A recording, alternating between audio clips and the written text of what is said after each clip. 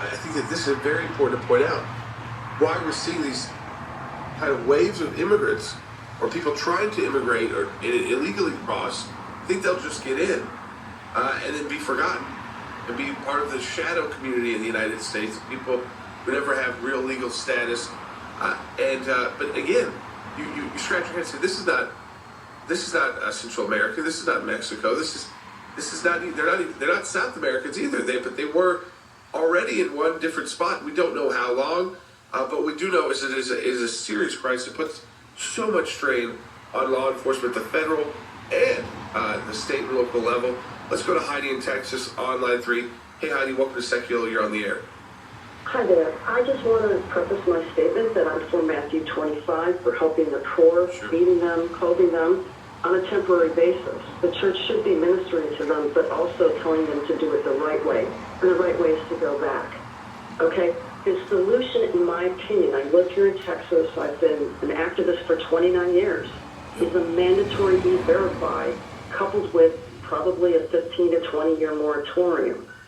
Once you shut off the incentives, the job magnet, they won't be coming. They'll be self-deporting. I feel for these people from Haiti because they're on an island.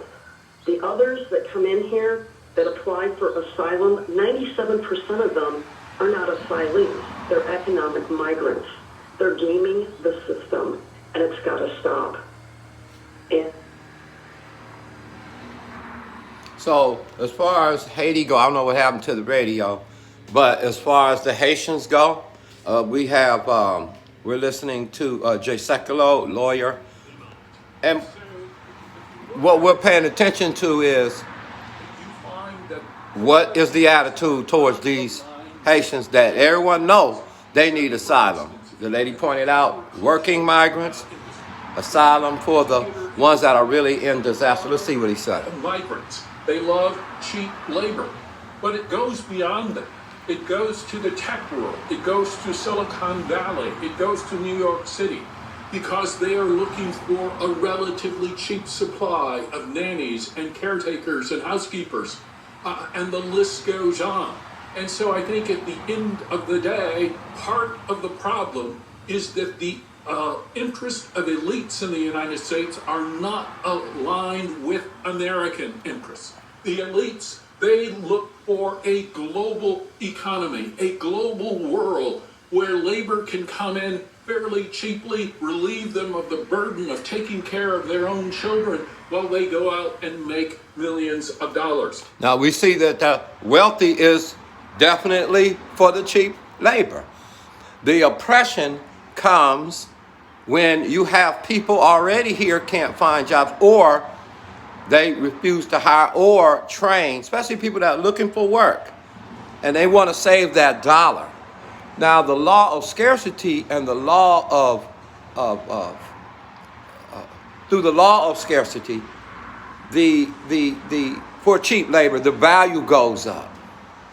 And then the law of scarcity is applied with if you have over 2 or 3 million extra people, and the people already you have do not have jobs, you have a situation right there that you have to deal with.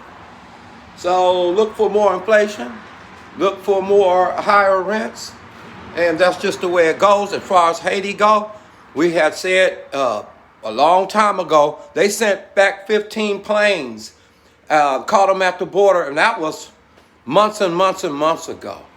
So they're desperate, and they're trying to make the break. All lives matter. Remember that? So the bottom line is, what you would do for one, you have to apply equally to the other if you're just.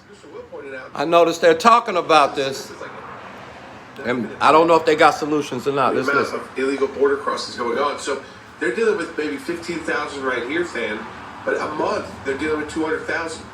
So this is still it's a very small part of what our law enforcement, our border patrol is trying to deal with on a monthly basis or daily basis. This mass influx of people, and to think that, and they're being the ones criticized.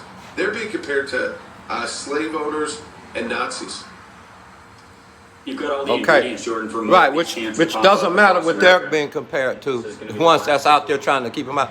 The fact is, it is a Latino and a black issue now. Now the issue Conservatives been always on it as far as saying immigrants, overpopulation, border wall. I can't say nothing to them. But Mr. Biden, your president, you know, what can you say, bro? If he was for black communities, he would be strengthening them. It looks like the Democrats have sold out the black community for the vote. Because if you can get at least the Latinos, you know you got them in the back pocket on the vote, you're going to let as many of them come in.